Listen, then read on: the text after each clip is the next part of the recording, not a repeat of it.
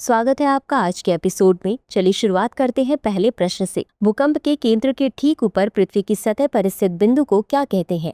ए focus, B भूकंपीय छाया क्षेत्र, सी भ्रंशन रेखा, D उपकेंद्र। इस प्रश्न का सही उत्तर है विकल्प डी उपकेंद्र।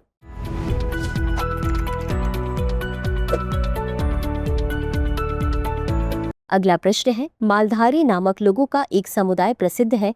ए दक्कन के पठार में शुष्क भूमि कृषि का प्रचलन के लिए, बी कोरोमंडल तट पर पारंपरिक मछली पकड़ने की तकनीकों के लिए, सी गुजरात के घास के मैदानों में वन पशुपालन जीवन शैली और पशुपालन के लिए, डी पश्चिमी घाटों में मसालों की खेती के लिए। इस प्रश्न का सही उत्तर है विकल्प सी, गुजरात के घास के मैदानों में वन पशुपालन जीवन शैली और पशुपालन के लिए। अगला प्रश्न है, निम्नलिखित देशों पर विचार करें। A Darussalam, B Canada, C Peru, D Vietnam. इनमें से कितने देश comprehensive and progressive agreement for trans pacific partnership समझौते के सदस्य हैं?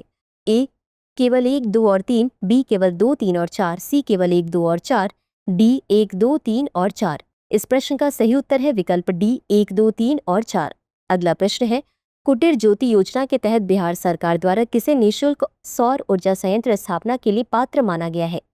ए केवल शहरी परिवार, बी अत्यंत गरीब परिवार, सी केवल किसान, डी सभी सरकारी कर्मचारी। इस प्रश्न का सही उत्तर है विकल्प बी अत्यंत गरीब परिवार। अगला प्रश्न है, 1857 के विद्रोह के बाद ब्रिटिश क्राउन द्वारा भारत पर नियंत्रण करने के बाद नियुक्त भारत का पहला वायसराय कौन था? A Lord Dalhousie, B Lord Curzon, C Lord Mountbatten, D Lord Canning. इस प्रश्न का सही उत्तर है विकल्प डी लॉर्ड कैनिंग। अगला प्रश्न है, अक्सर समाचारों में दिखने वाली 1267 समिति निम्नलिखित में से किससे संबंधित है? ए IAEA के तहत परमाणु अप्रसार की निगरानी, बी अल कायदा और ISIS से जुड़े आतंकवादी समूहों और व्यक्तियों पर प्रतिबंध लगाना, सी WTO के तहत वैश्विक व्यापार विवादों का विनियमन, डी UNFCCC के तहत जलवायु परिवर्तन समझौतों की निगरानी। इस प्रश्न का सही उत्तर है विकल्प बी अल कायदा और ISIS से जुड़े आतंकवादी समूहों और व्यक्तियों पर प्रतिबंध लगाना। अगला प्रश्न है, भारतीय संविधान के किस अनुच्छेद के अंतर्गत निजता का अधिकार संरक्षित है? ए अनुच्छेद 14, बी अनुच्छेद 17, सी अनुच्छेद 21, डी अनुच्छेद 24। इस प्रश्न का सही उत्तर है विकल्प सी अनुच्छेद 21। अगला प्रश्न है, वीगन मिल्क के संबंध में निम्नलिखित कथनों पर विचार करें। 1. वीगन मिल्क गोजाति दूध के विपरीत कोलेस्ट्रॉल और लैक्टोज से मुक्त होता है। 2. यह सोयाबीन, जई, बादाम और चावल जैसे पादप स्रोतों से प्राप्त होता है। उपर्युक्त में से कौन सा या कौन से कथन सही है? यह सही है। ए केवल 1, बी केवल 2, सी 1 और 2 दोनों, डी न तो 1 और न ही 2। इस प्रश्न का सही उत्तर है विकल्प सी 1 और 2 दोनों।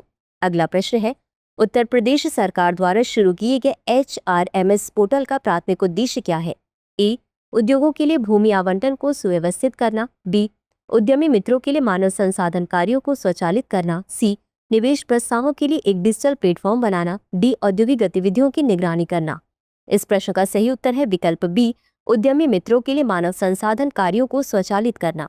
अगला प्रश्न है, युवा आध्यात्मिक शिखर सम्मेलन 2025 कहाँ आयोजित किया गया था?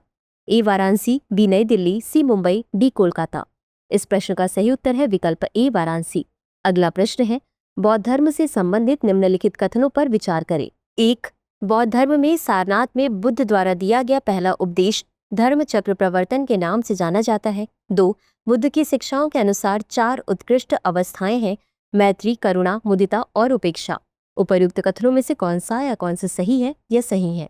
ए केवल 1, बी केवल 2, सी 1 और 2 दोनों, डी न तो 1 और न ही 2।